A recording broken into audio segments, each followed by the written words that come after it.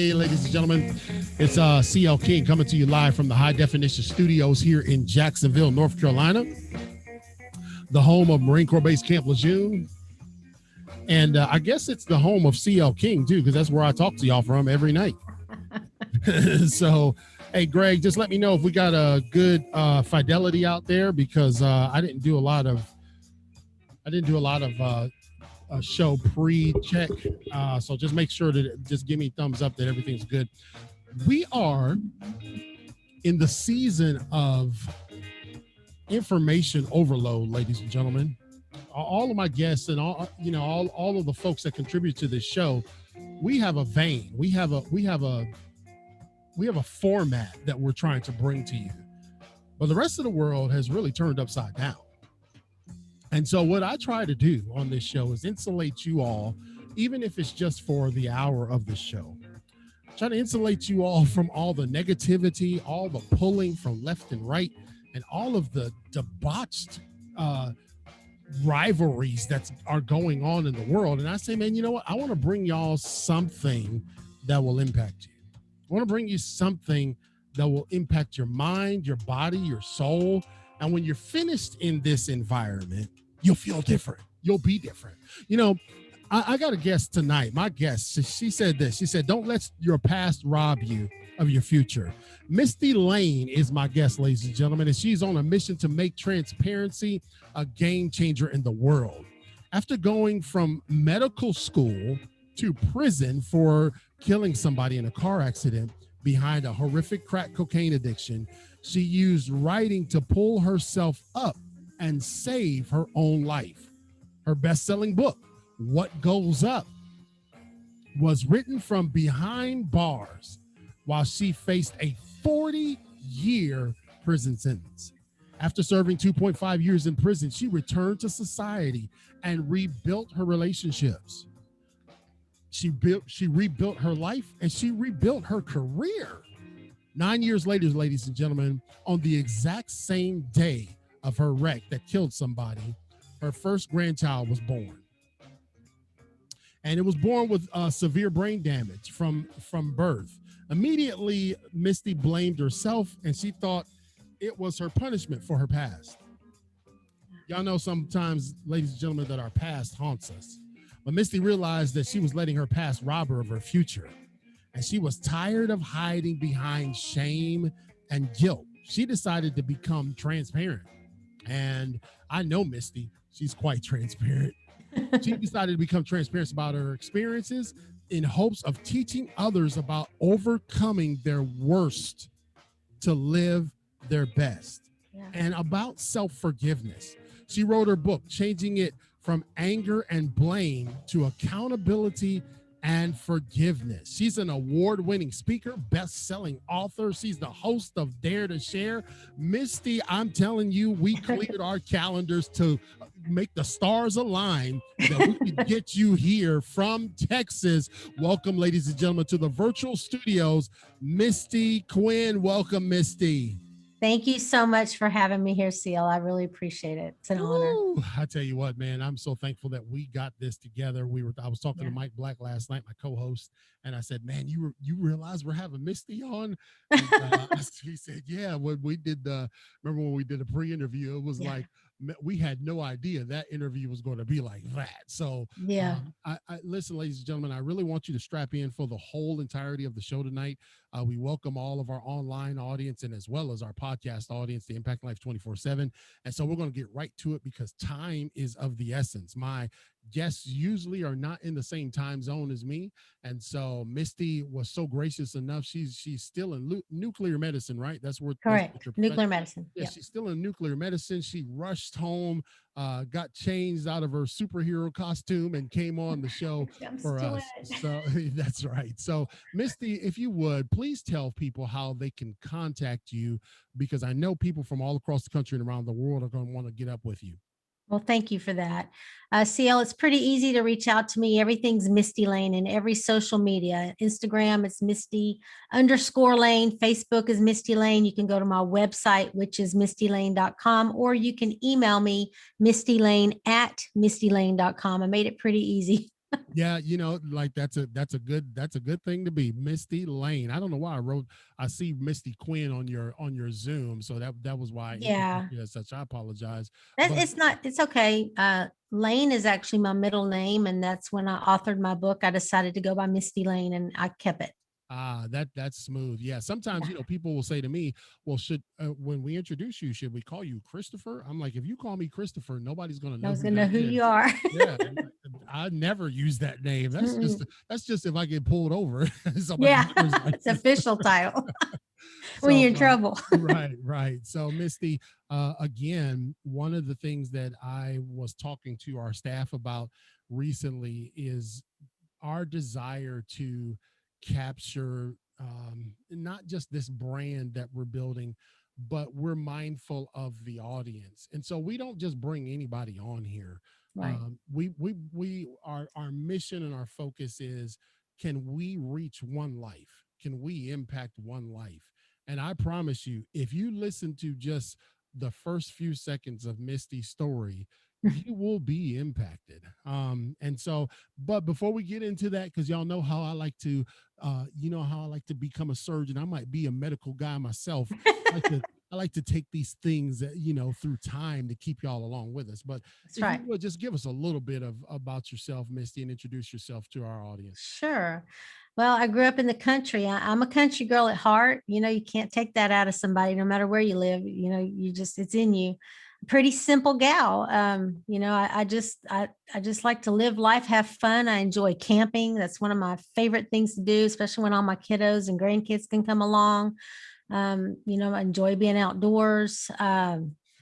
I'm into the theater. I do theater. I play clarinet in the theater orchestra, or I'm on the stage acting, or, pretty much my whole family's kind of been into that, my son especially. And those are just some of the things I like to do. I enjoy my job, my career in nuclear medicine. I love it. Vice president for Chemo Buddies for Life. Got a lot of compassion and empathy towards the oncology community with my job, and then now through my own personal journey with my mom's cancer. So I just I lived a long time in the dark, being ashamed of the choices I made and where it put me. And now at 53 years old, I'm stepping up and speaking out that your past doesn't have to rob you of your future. I'm in control, and I'm gonna make my own destiny, and that's what I'm out doing.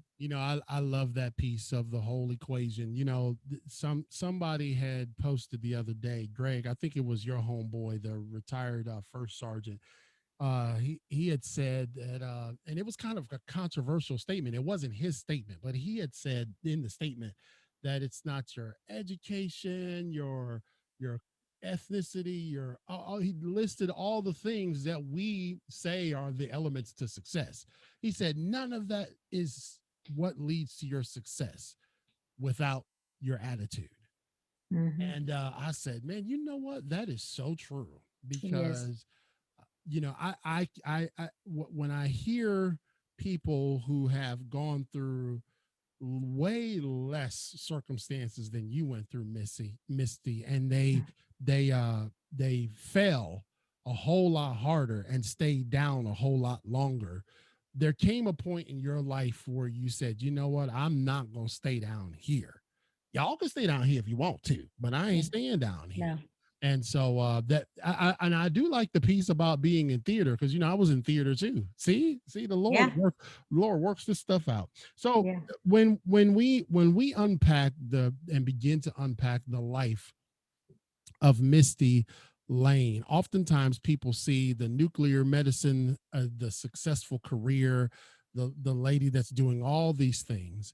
And I always try to say that whatever tapestry you look at, or whatever landscape you look at in life, you got to go back to see what was unearthed for it to get there. Right. And That's so it wasn't always like this for you. And so there was some series of events in life that happened. But if you can kind of start the journey for us, you started out in pageants and all that kind of stuff, right? Yeah, absolutely. I remember very first beauty pageant I won. I was 4 years old. I was the Miss Tiny Tot Review. And I'll never forget that day, because when they put that crown on my head and all the people started clapping, and I could just feel the change. And I felt and understood at that moment what power was and what power could do for me in my life. It Right. like just fueled me from that day forward. Like I was hungry for power constantly, validation constantly.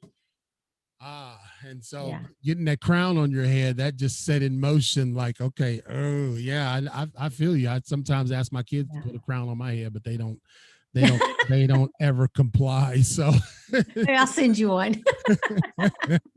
so you got involved in that's a big public affirmation, and winning those pageants and such. And so then you went on to school, or Yeah. obviously we can't, we leave some things out, but you pursue your passion, and you knew what you wanted to do. You wanted to work in medicine and be a surgeon. Is that correct? Yeah, and going back to the pageants, that's a Texas thing. People from Texas, they understand that whole pageant. It's a way of life down here. Yeah. I mean, when you're a little girl, pageant's a big deal. Yeah. But there's good and bad. But one of the things, it put a lot of pressure. I put a lot of pressure on myself, that whole perfectionism thing, and it Right. really bit me in the behind later in life. But as far as school, yes, I knew early on. I came from a family of nurses. My grandma was a nurse. My aunt was a nurse. I had a lot of medical people around me. I felt a passion for it, like kind of like when when you meet what feels right to you. And I knew it was medicine. I decided I wanted to be a surgeon. And I mean, I set out for it. And I'm always been very competitive. I'm a very aggressive type personality. I go after what I want. Don't take no for an answer. Right. Very manipulative. Which was what made me a great addict, was I had such great manipulating skills, but um that I set out on my journey to be a surgeon, and I set my sights for it. I started working the plan, and as life happens, the plan unravels. Things go wrong along the way, and So you know, as we were going on this journey, you got married, got married right? And young. that was very relatively young, Yeah, and at 20. oh yeah, that Had my first baby at 21, my daughter Lauren at 21. And wow, but it didn't stop me. I worked, I went to school nights, I took summer schools. I mean, it took me 12 years to get. I have 3 undergrad degrees. So it took me twice as long, 3 times as long to get my degrees as it would have anyone else. But the moral of the story is I didn't give up. I right, kept going one day at a time. And if we do that in life, we gonna eventually we will get there.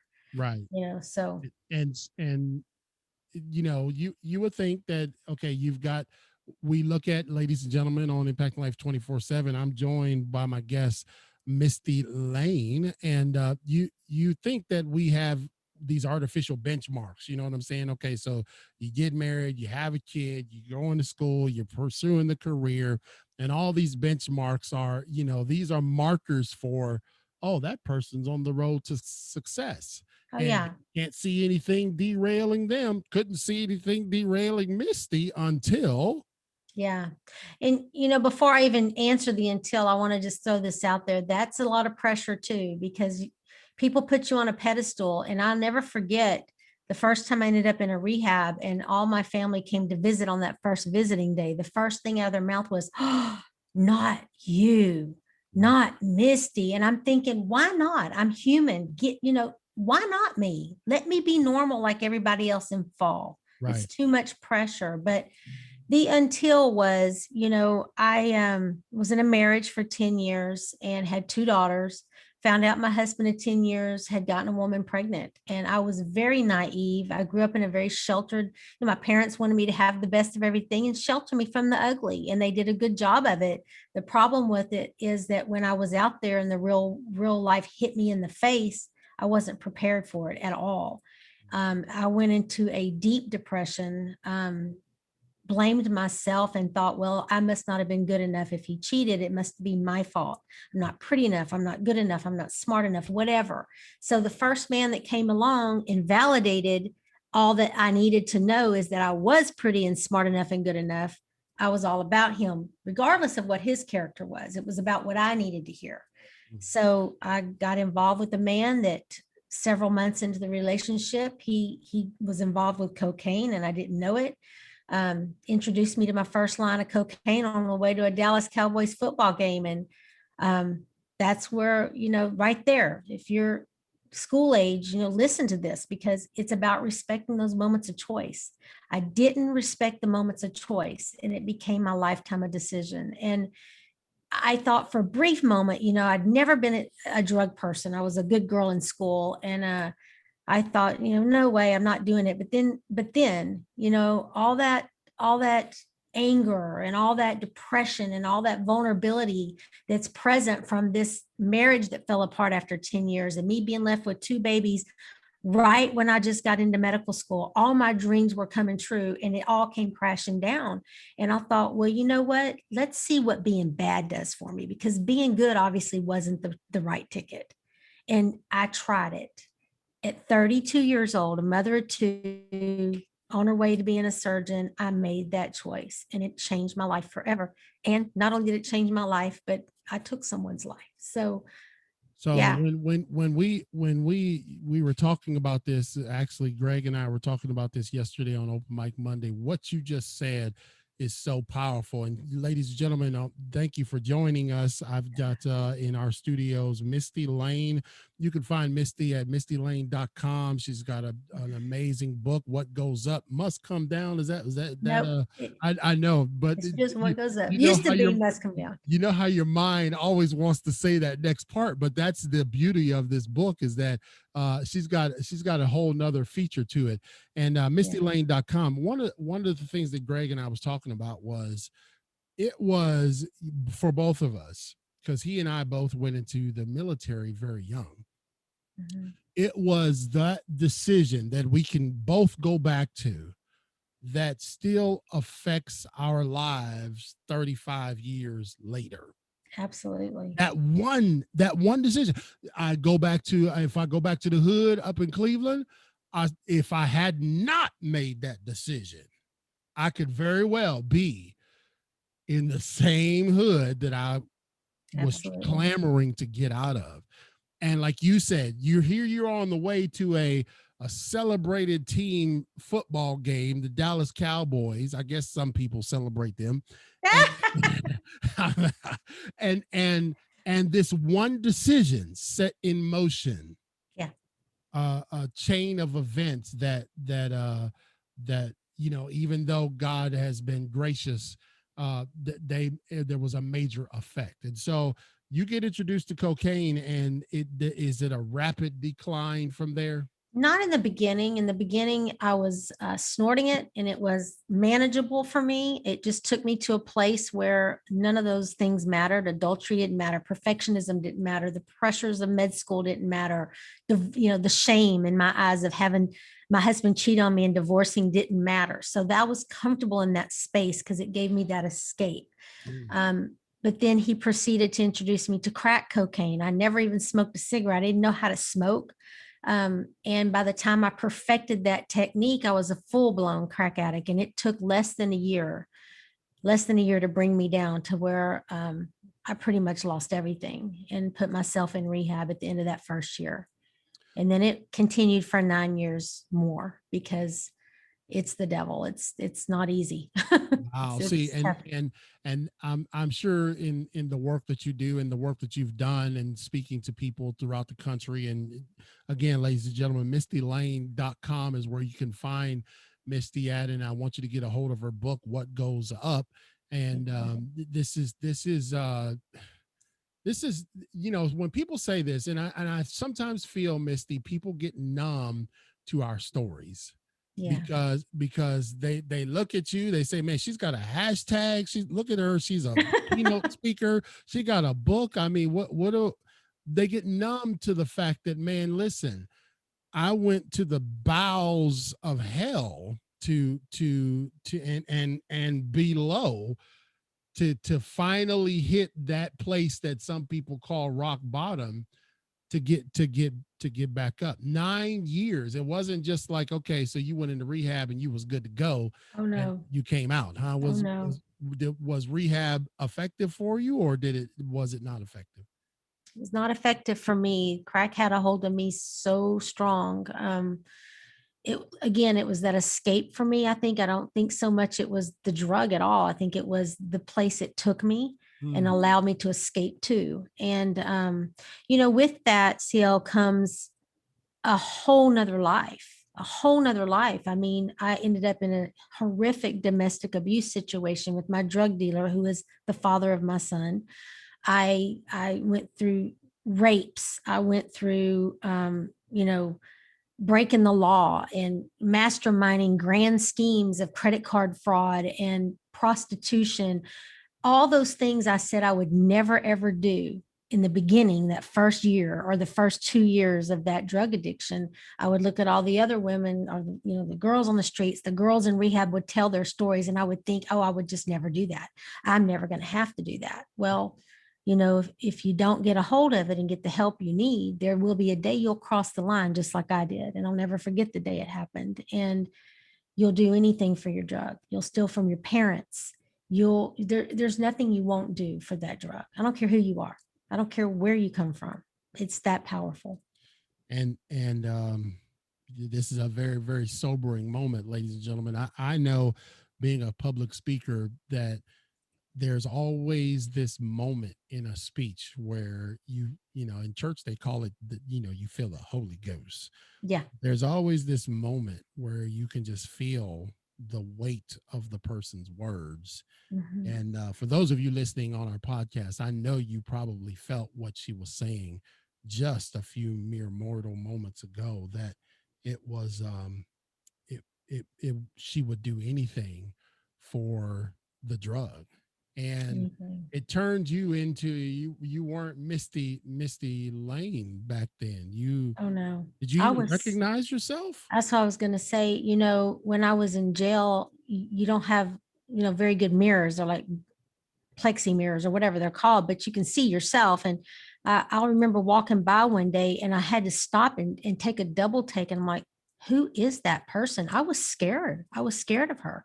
I was scared of that person I saw, ruthless. And my family was scared of me, not physically scared, but of the things I was capable of, the things that I was allowing myself to do. And CL, you have to stop and think, like I said, about respecting that moment of choice, because once you cross those lines and once you make those choices, it's permanent.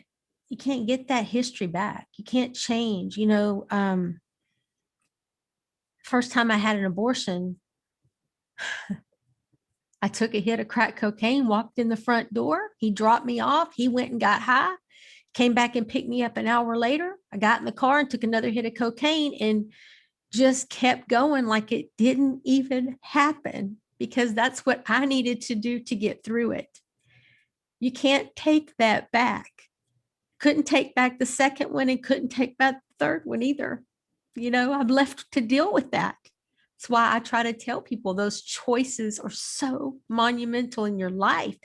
But the good news is if you stop the nonsense, if you straighten up, Right. you can use it to help other people. You can turn it around somehow and make it better. Well, ladies and gentlemen, this is the beauty of such a powerful story, and you can feel the emotion within Misty's words. This is some many years ago that this story and this life of that's riddled with all this tragedy. This is many years ago, but it's still just as fresh when you're telling it. And so, before we go on the other side of and finish the rest of this story, because we definitely want to hear more about the tragedy that happened. But then, once we finish the tragedy, then we're going to find out what you did. Even in incarceration, we're going to find out what you did, Misty, to Absolutely. pull off all the covers and all, and become a transparent agent of absolute radical change. But before we get into that, I'm going to give a shout out to our sponsors. And ladies and gentlemen, you guys know the sponsors are what help our show go. So check it out for our sponsors. They say if you want to go fast, then go alone. But if you want to go far, then you've got to go together. Impacting Life 24/7 is an international podcast which is downloaded in over 22 U.S. states as well as 10 different countries around the world. One of our gold sponsors, which helps make this happen, is Michelle Perry. She is the founder of the Successful Diligence LLC and host of the Successful Diligence podcast, and she's a best-selling author of The Pebble in My Shoe. You can connect with Michelle and get a copy of her book at successfuldiligence.com. Adrienne Barker is a gold sponsor. She is the host of the Adrienne Barker Speaks podcast. She is a life coach and a CEO of Professional Global Etiquette. Her goal is to help people unearth the greatness that's within them. Connect with her at professionalglobaletiquette.com. Our platinum sponsors include Gregory Smith. He is the author of 100 Simple Ways How to Manage a Property and Evidence Room. Get your copy today of his book by reaching out to Gregory Smith on Facebook or email him at smithg1963@yahoo.com. Greg is a humanitarian at heart. Often, Greg will be found helping distribute food in his local community, and he logs thousands of hours volunteering every year. Mr. Mike Black from New Bern, North Carolina is a platinum sponsor. Mike helps men throughout Eastern Carolina lead a life of faith.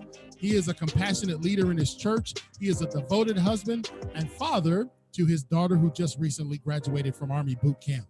Dr. Nate Dunlap Jr. is executive director of the PRF Institute, the author of What's Next? Preparing for Eternity, and he's the author of Don't Leave Me Like This, Inspiration to Leave a Legacy. As a 501c3 nonprofit organization, the PRF Institute is blessed to be that premier stewardship-based teaching ministry that truly responds to the needs of families and communities around the country. You can find Dr. Dunlap and his amazing team at prfinstitute.org. If you would like to become a sponsor of Impacting Life 24/7, which is heard in 22 states and 10 countries, go to clkingspeaker.com. 33 states, to be exact, ladies and gentlemen. Impacting Life 24/7 with your host, CL King, coming back to you. And I really enjoy not having to say all that anymore because I was like tongue tied at the end of that commercial, man. And so as we continue to add people to our sponsor list, and the way you become a sponsor, there's 3 levels, and the middle level gold sponsor and the top level platinum sponsor, they get a free commercial for as long as they're a sponsor. And so we just go in the studio and make great commercials for these folks. But I am, more excited about who I have in the virtual studios with us, and that is Mistie Layne. You can find her at mistielayne.com. She is the author. You can go on amazon.com. What Goes Up? Overcoming the worst, and Greg, you got to spell that out for me. So she's a best-selling author, and I want you to go find her book in there. What Goes Up? Yeah, overcoming your worst to live your best. Overcoming your worst to live your best. See, that is so important.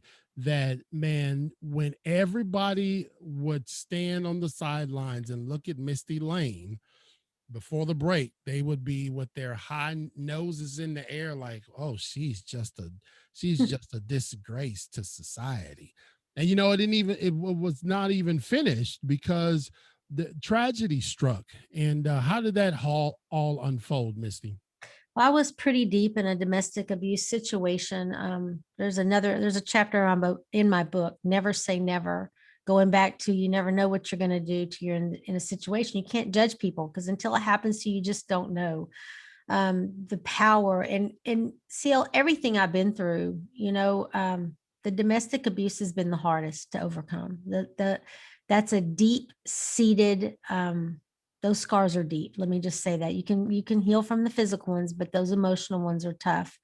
So I was really in it thick. I was held hostage for 3 days with my infant son. His infant son held us hostage for 3 days. Thought I was going to die. Couldn't escape. It took an act of God to get me away from him, and God intervened in the way he knew how. We had been separated. We had done some crime. They'd ran our pictures on TV. They busted the door down, took us both to jail. Well, my parents bonded me out. He stayed in. That separated us. I tried to do good, but the cravings were so bad. I went back to my house that they had picked, arrested us from, and the cops left my crack pipe. They left 2 rocks of crack cocaine and the lighter all sitting on my bathroom counter. They didn't take it. They just took us. So when I went back to my house 4 days out, still craving, it was just like methodical. I just picked it up and got high. I mean, it was, there was no thinking about it at that point. So I ended up on a 4-day mission out there on my own without him, and ended up in the wrong place at the wrong time, doing the wrong things, picked up these 2 prostitutes to score dope for me. And they saw me as an easy target, thought they were going to rob me and steal my car. They attacked me, punched me, broke my glasses. I sped out of the neighborhood to try to run away because I knew my life was in danger, and lost control of my car and ran into a parked vehicle, which in turn struck a lady that was smoking a cigarette in her yard, and it knocked her into the house and it killed her. And I woke up with my mom hovering over me in an emergency room and crying. And I said, Mama, I'm okay. I knew I'd been in a wreck. I had recollection, but I never saw the lady in the yard, and I couldn't have stopped my car if I had. But I knew that physically I was okay. And I went to reach up and hug my mom's neck to console her. And I felt that cold, angry steel around my wrist. And I knew then something bad has happened. And it was my own mother, CL, that had to tell me I'd killed someone. And that gurney was like quicksand. And I felt every breath of air from my lungs um, being sucked out of me as I sunk deeper and deeper down in that gurney, because I was still high. I was still 4 days without sleep. But there's a reality that sets in at that point, and I knew, my life had changed at that point. And you know, taking someone's life, there's survivor's guilt with that. It's really, really hard to be the one that's left behind sometimes when you're the one that's in the wrong. Yeah. And this is, if we could recall, ladies and gentlemen, again, Mistie Layne is our guest tonight. If we could recall, and we just in our short time together here, if we could recall, it started with a choice, and it seemingly turns into a Mount Everest amount of slippery choices that, eventually you're saying as these choices are coming before you, oh, I'm gonna augment this choice, I'm gonna change, I'm gonna do better, I'm gonna get myself together, I'm and strong. I'm I've been strong, told my whole life I'm strong. I can do it. do this, man. And Yeah. this lady, you wake up in a hospital room with a shackle on your arm, and you're not facing just a few weeks in prison, I'm assuming. No, I got my arraignment papers the next morning. I was slapped with vehicular homicide, and I was looking at a 40-year prison sentence, and I was pretty much going to get it. I mean, pretty much it was a done deal. So here I was, gotten into medical school, worked 12 years towards that goal, was about to on the brink of becoming a surgeon right there. I could taste it, I could smell it. And that one choice that day to try that first line of cocaine, now I'm facing a 40-year prison sentence. And all I could think about were my kids. I knew I could do it because I'm strong. I've been told my whole life I'm strong, I'm strong. I knew I could endure whatever was coming my way and that I deserved it. Right. But my kids, they didn't deserve this life. My kids, I didn't know that if they could endure mom, yeah, I was gone, but I was in and out of their lives. I was always still a part of their lives. I would run away on these missions weeks at a time, but then I'd go home for months at a time and do good, until the cravings would get the best of me. And I'd go back and be missing another week or two. So they had me at some capacity, but now we're looking at 40 years. They're not going to have a mom. They're not going to have first dates. They're not going to have, mom for high school graduations, which by the way, I didn't make either of my daughter's high school graduations because of I was incarcerated. Um, they didn't have me for proms. They didn't have me for those things, so that's where my heart was hurting, was my kids.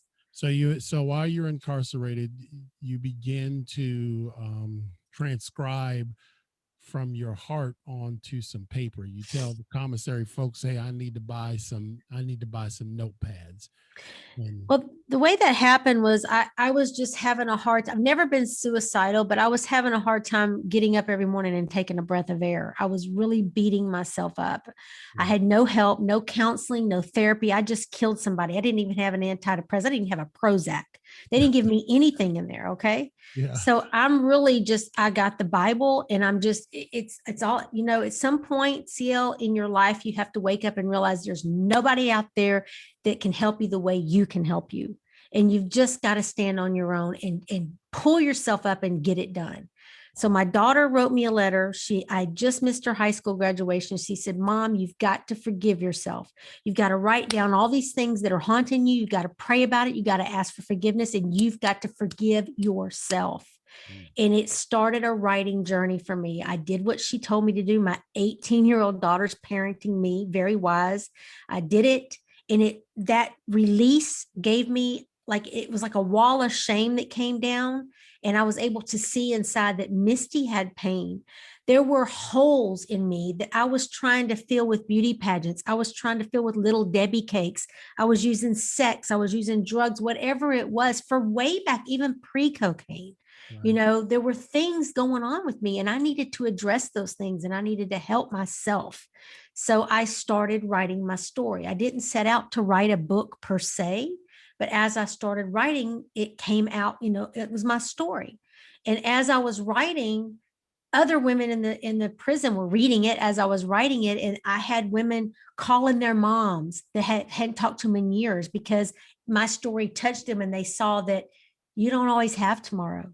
Right. Tomorrow's not always a guarantee. So they wanted to make things right with who they needed to make things right with. And they started buying me paper and pens because I wrote it all by hand. And when you have to make a revision, it's not Control Alt Delete backspace, you rewrite it.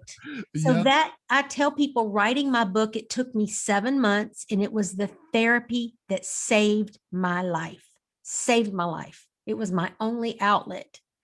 But when I got out, because the DA got wind of that, he came to visit me. My prosecutor came. There's so many beautiful things here, but my prosecutor came to visit me, which is unheard of, because he heard about this book. Mhm. And he, looked through the tattered, teared, stained papers. He's like, oh my gosh, you don't belong here. I said, yes, I do. I killed somebody. I definitely belong here. He said, but Misty, we need to get you help.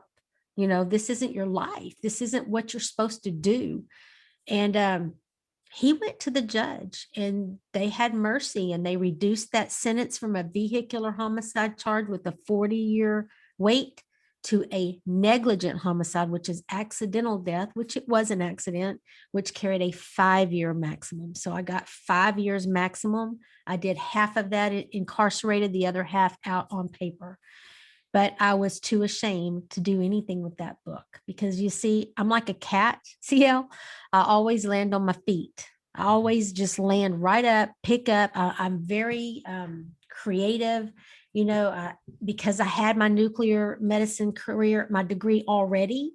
And because that charge went from vehicular to negligent, it's no longer a violent crime. It saved my medical license.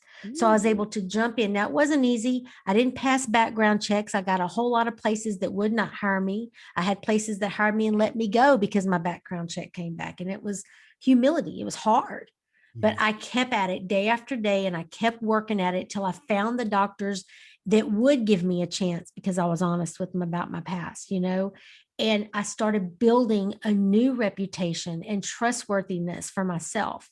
And to where today I'm highly sought after. And it's so funny right now, there's a hospital that's begging me, offering me all this money to come to work for them. And they're one of the hospitals that would not give me a chance. They told me no. I went to them 3 times. They Boy, wouldn't do it. that's something right there, And they man. are I begging tell me right he now to said come he to will work with them. he said he'll make your enemies your footstool, man. That's I'm powerful, telling you, man. I'm telling you, That is telling so you. powerful.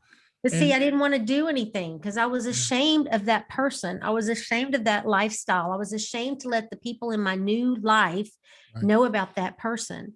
But see, what we have to realize is that person's a part of us regardless. We can't tuck her away. We can't hide her. We Well, can't pretend Misty, it didn't Misty, happen. before I forget, because as you know, I have just been captured by this whole story. But I need to ask a question. I need to Yes. ask about the liberty of transparency. It's very liberating. Like I said, I was ashamed of my story, but once I decided to use that mess and turn it around and speak out transparently about it, because I don't hold anything back. I tell the truth about what happens Right. when you're on the streets doing drugs. I don't hold it back, because if you're going to sign up for it, you need to know what you're signing up for, right? Yeah. So once I was able to come out and take accountability for my own actions and quit blaming everybody else, once I was able to find forgiveness instead of shame and speak about it, it completely transformed my life. It was very liberating because now I didn't have to worry about judgment. See, I was worried from the pageant days. I was so worried about everybody judging me. Mhm. Now it doesn't matter if anybody wants to judge me because it's not about me anymore. I'm through it. I'm done with it. There's no going back for me. So now it's about the message. Now it's about the next person that's going through it right now that needs to hear it. So I don't care about judgment now. And that's what transparency does for you. It takes that off of you so you can focus on the message. I love that piece, man, and I love what you just said there. It's almost like a disarmament Hmm. transparency, because people will undoubtedly, even them good old church folk too, they'll do it Yeah. too. Oh, yeah. They will undoubtedly say, well, did you know of their past, or did you know they did this? And when you can say, oh yeah, I did it, and oh, by the way, this too. I did Well, this. guess You what? take their power away, take the Right. power away from them. They're left standing there, and all you hear is crickets. Oh, yeah. I love it, Misty. That whole piece with your daughter telling you to forgive yourself. Sometimes our deliverance and our help comes in the strangest places, It does. in the form of our kids, the angels that God has given us. So you talk about this, and I listen. I'm just going to have you back. I already told you that, because here's what I know. And let me get back to the camera so I can see you. There are women, countless thousands of women and men out here in this audience that Misty, are struggling with it. Absolutely. I imagine that there was probably a point in this journey where you were I guess, they got functional alcoholics. Were you a functioning drug addict? Yeah. At some point, till it completely took over. Yes, I did function for a while. Function for a while. And there are people out here who are listening to your story that are saying, oh, well, I'm not at that stage yet. Well, yet's the word. That's it. Right, Yet. right. And I want everyone to go to Misty's website, and you can find her website, mistylayne.com. That's MISTIELYANE. Layne. Yeah, I know.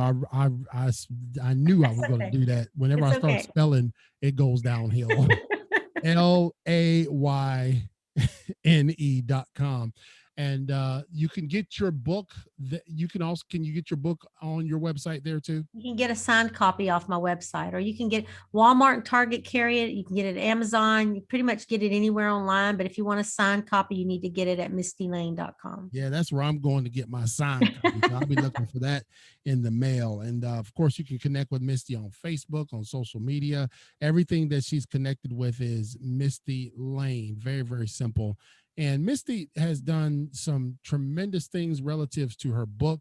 I was looking at some of the reviews in her book, and really, really amazing comments that people have written. I just want to slide over there real quick, Okay. because oftentimes, ladies and gentlemen, a review is as good as somebody purchasing it.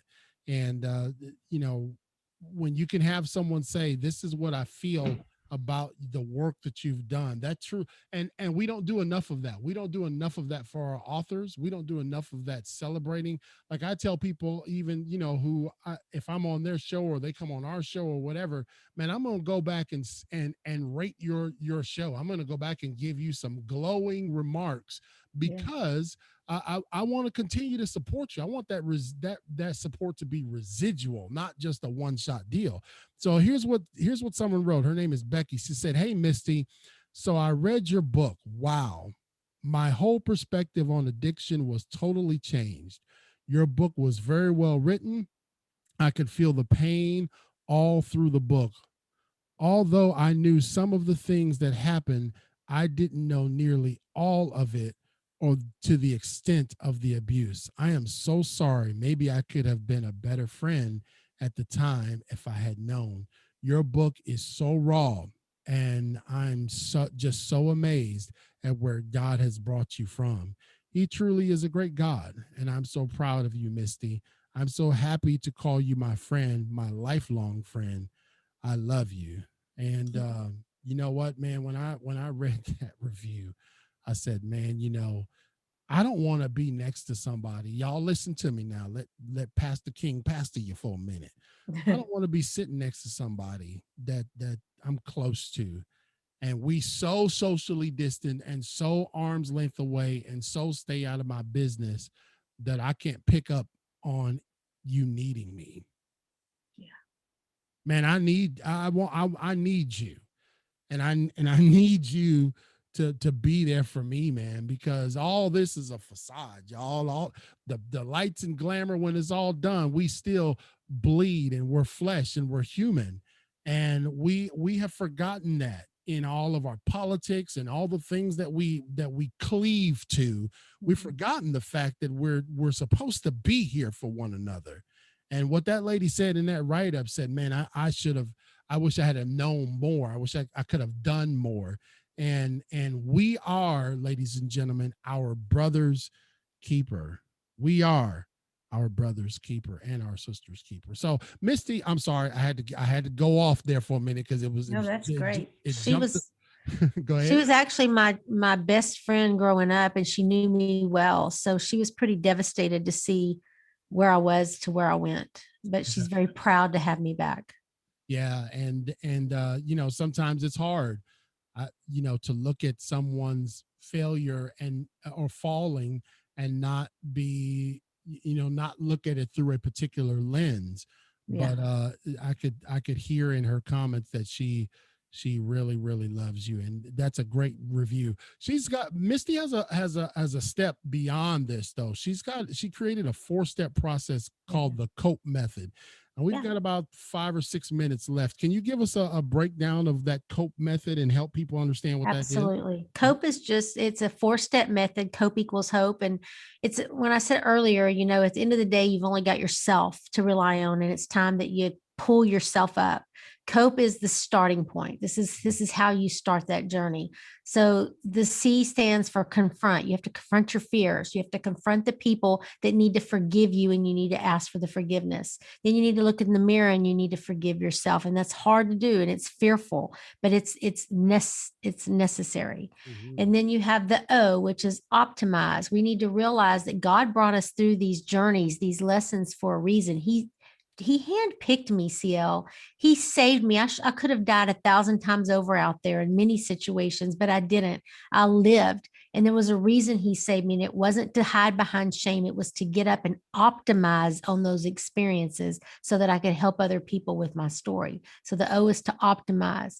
Then you come to the P, which is push through, because along the way, people are going to see and they're going to start, like you just talked about, they're going to start hating on you. They're going to want to pick you apart. You're monetizing on someone's death or whatever it is, but you have to push through that. And remember, it's not about you.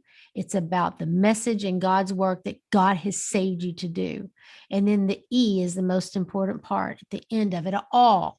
You have to embrace the new, beautiful person you are on the other side, because that past no longer defines you. And now you're something better. You're a better version.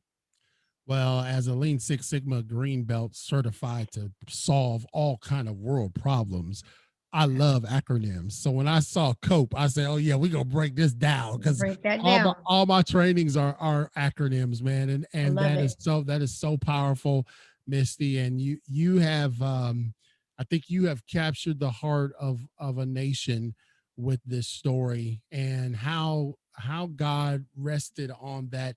Which you're right, the district attorneys don't usually show up back in the jail cells and say, "Hey man, you know," Prosecutor. or the It was my prosecutor, I'm prosecutor. sorry, yeah, the Yeah. prosecutor, yeah, they don't usually come back and say, Let me you know, help you. we want to help you, we want to turn this thing around for you. You don't usually see that. That's And how that's why I knew God brought me through it for a reason. There's too many things. We didn't even get to go into my grandbaby and all that, but there's too many things that aligned up that I had to recognize it was God's yellow brick road for me saying, I saved you. Now you need to do this. Now it's your turn to get out there and step up and speak out and help someone. well, ladies and gentlemen, if you go to the CL King group on YouTube, we're going to premiere this video a little bit later on tonight, probably around 10 o'clock. We'll try to premiere this actual interview, this interview live. Will every As you guys know, technology makes it so we can just about do anything. Yeah. So we're going to premiere this video on our YouTube channel. We'll of course send that link out, but I'd love for you guys to go over there and share that premiere. I want to redo this video again. I think Facebook is doing away with watch parties, believe it or not. So we're just going to continue to promote this story. I know you're not a self-promoting type person, even though we love for people to do that on our show. That's why we invite you. Do you do any type of women's conferences or I actually do. ministry or anything like that? I actually do. I had gotten shut down during COVID, but I'm going to be launching my very first. It's called Right to Ignite Women's Empowerment Retreat in Austin, Texas, October 22nd through the 25th.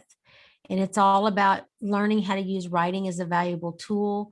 We're going to do a lot of transformation. We're going to do before and after photos, art therapy, some ugly crying around a campfire, just kind of women getting real with each other, dropping the facade, dropping the mask, dropping the judgment, and just learning that we all have problems. And instead of judging each other, we need to help each other and lift each other up through them with our honest stories. And at the end of that conference, I'm hoping the women will walk out of there with an empowerment that they can take charge of their past and they can flip it and take charge of their future. That's powerful. Well, listen, I told Greg, and he already was on it. When we get, not everybody can be in the prestigious CL King Leadership Institute, but he already sent you an invite. So I Oh, want you to thank you. check your inbox, and I want you to be a part of our Leadership Institute. And Absolutely. in that institute, we share things like that. So share that conference, share the flyer, send it to me. We'll share it. Thank you. And we man, I'm telling you, there is just so much wealth in one's personal story. When I first started speaking professionally, Misty, um 13 14 years ago, I thought at first I needed to go be like Zig Ziglar. Yeah. Mean, I needed to go be like Les Brown and steal everybody's stuff. Then I realized, what am I trying to be like them guys for? They are who they are. I need to be who I am. Yeah. And when the biggest paychecks and also the best results have been when I've been the most authentic. And Yeah. it's raw, it's hard, it's Yeah. painful sometimes. I'm writing my book now, and I'm just like, man, I can't believe that people are going to read this, but it's going to liberate somebody on the It other end of is. those pages. It's So going to liberate you too. It's as much for you as it is for everyone else, I believe. that's for sure. So Yeah. Misty Layne has been our guest, ladies and gentlemen. Let's see here. Did the music play anymore, y'all? No, that's the wrong music. See, this is what I get for being. Hang on. Stop. I hit the wrong music button. Y'all see, Okay. this is how you know live podcasting is always fun, because you can always make a mistake and you can't go back and hit It's backspace real and delete. life. You It's huh? real life. Yeah, It's you real can't go life. back and hit backspace and delete. So let me hit the right button. But I do want to ask you, Misty, before we let you go, because I know there's a lot that you got on your plate. Um, if you would, we turn over our show to our guest at the end. I would love for you to take the next minute or so and speak to our audience Speak directly out to those people that'll be listening later and watching now, and give them a word of encouragement, whatever you feel on your heart to say. The floor is yours, Misty. Sure. I would love to say, quit comparing yourself to other people because your story is enough. Your story is important to other people. Just a lot of people will hear my story and they're like, oh, well, I haven't done what you've done. It doesn't matter. The things you have done are important to you. They're unique to you, and someone out there needs to hear it. So remember, your story is enough. You don't need to fabricate it. You don't need to blow it up bigger than it is. Let it be what it is. Let it, you went through the journey. So now it's time to get to the destination and help others. Wow. And I'm so blessed, Misty. I'm just so blessed by this whole, like you say, journey and destination. God definitely brought you to our audience for a reason. And we are blessed. We're going to have you back. I know you're going to be so busy. I might have to get with your agent to get you back on the show. Just me. But anybody that can fly off from work and get a short amount of time to get prepared, that's because you lived this story. You lived it. It's the truth. You don't need a big old script. You live it. Speak from your heart. We bless you, Mistie Layne. You guys go to mistielayne.com. You can go to Amazon to get her book, What Goes Up. And I want you to connect with Misty. When you do reach out to Misty, ladies and gentlemen, on social media or wherever, please let her know you heard her amazing story right here on Impacting Life 24/7. Misty, we appreciate you. We're praying for you and your family. May God continue to bless you and your story as it reaches tens of thousands of people around the world, okay? Thank you. And you're coming up on my Dare to Share with Misty Layne show, I think, soon too. Yeah, that's sometime in May. So no, I think it's next week. I think we're gonna look at it, but yeah. Don't let us forget it, okay, Misty? Not even. All right, Thank you for having me. MistieLayne.com. Thank you so much, Misty. We really appreciate you. All right, God bless you. So, ladies and gentlemen, that's just how that works. And Tuesday night is in the books. Thank you, Greg. Greg, you cannot be everybody's agent, brother. You got to stay focused, man. You be like, you try to get a cut of the pie. No, you cannot be everybody's agent. You're contracted with me till we die. So that's it. You don't get to side hustle no more. Misty Layne, boy, you heard that, ladies and gentlemen. Just one choice on the way to a Dallas Cowboys football game set in motion the choices that radically altered her life. But then she chose again. If you've chosen to mess up, if you've chosen to go down the wrong path, I want to tell you to be like Misty and choose again. I can only challenge you to choose again. We will be back here Thursday night for another episode of Impacting Life 24/7. What a show tonight. God bless you. We'll talk to you again soon.